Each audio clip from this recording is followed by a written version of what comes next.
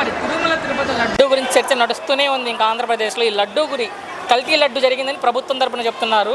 వాళ్ళే మేమేం తప్పు చేయలేదు అంటారు. మీ అభిప్రాయం ఏంటి లడ్డు గురించి చర్చ నడవడం మీద?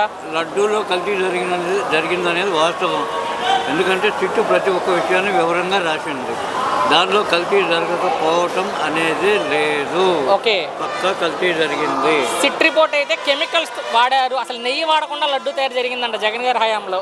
అవును, అసలు నెయ్యే లేదు, మొత్తం పామ్ ఆయిల్ అవి కలిపి మొత్తం లడ్డూలు తయారు చేశారు. ఓకే, అందులో కొవ్వు కూడా కలిసింది. దాని ప్రమాణం 100 దాటిందంటే అది పక్కా కల్తీ అనే చెప్తున్నారు. కానీ ముఖ్యమంత్రి గారు మాట్లాడుతూ బాత్రూమ్స్లో వాడే కెమికల్స్ ఏదైతే ఉన్నాయో ఆ కెమికల్స్తో కలిపారని ముఖ్యమంత్రి గారు చెప్తున్నారు. అది ఉంది, అది కూడా ఉంది. అది వాళ్ళ రికార్డులో పక్కగా ఉంది. అది ఓకే, అంటే వైవి సుబ్బారెడ్డి కూడా చెప్తున్నారు, మాజీ చేసిన ఆయన కూడా కల్తీ జరిగింది కానీ జంతు కొవ్వు కలగలేదు, దాంట్లో కలపలేదని ఆయన చెప్తున్నారు.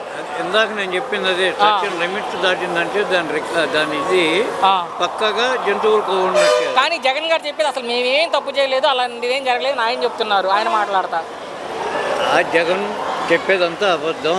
జగన్ ఎప్పుడైతే సరే వాళ్ళ పార్టీ వాళ్ళకి ఏదైనా ఆపద వస్తే వచ్చి ముందు కూర్చుంటున్నాడు. అది కాదు అని చెప్పి ఒక మీటింగ్ పెడుతున్నాడు, పారిపోతున్నాడు. అంటే ఆయన మాట్లాడిన మాటలే, నేను అనట్లేదు. చంద్రబాబు నాయుడికి చిప్పు దొబ్బింది, చిప్పు సరి చేయించుకుంటే మంచిదని చెప్తున్నారు జగన్మోహన్ రెడ్డి గారు. ఆయన మాట చిప్పు ఉంది లేదు అనేది అనవసరం. ఇప్పుడు మైండ్నే ఒక చిప్ అంటున్నారు వాళ్ళు. అవునవును, ఆ మైండ్ అనేది చంద్రబాబు నాయుడుకి 100 మైండ్లు ఉంది. ఓకే, ఈ జగన్కి వచ్చేసి నాట్ 1 మైండ్ కూడా. అంటే ఆయన చెప్పేది, జగన్ గారు చెప్పేది ఏంటంటే చంద్రబాబు నాయుడు గారు, పవన్ కళ్యాణ్, లోకేష్ వీళ్ళ ముగ్గురికి కూడా దేవుడు బుద్ధి జ్ఞానం ప్రసాదించాలని నేను కోరుకుంటున్నాను అంటున్నారు.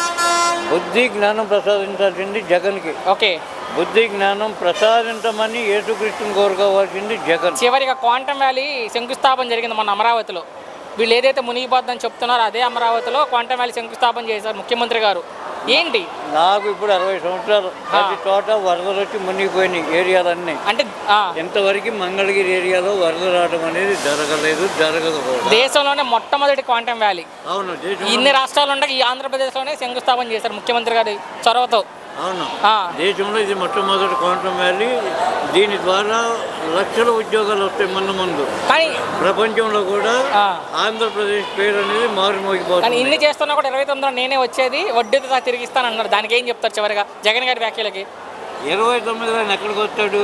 ముఖ్యమంత్రి అవుతానన్నారు ఆయన. అసలు బయటే ఉండడు, జైల్లో ఉంటాడు. ఇంకా ఆయన వచ్చేది ఎక్కడ?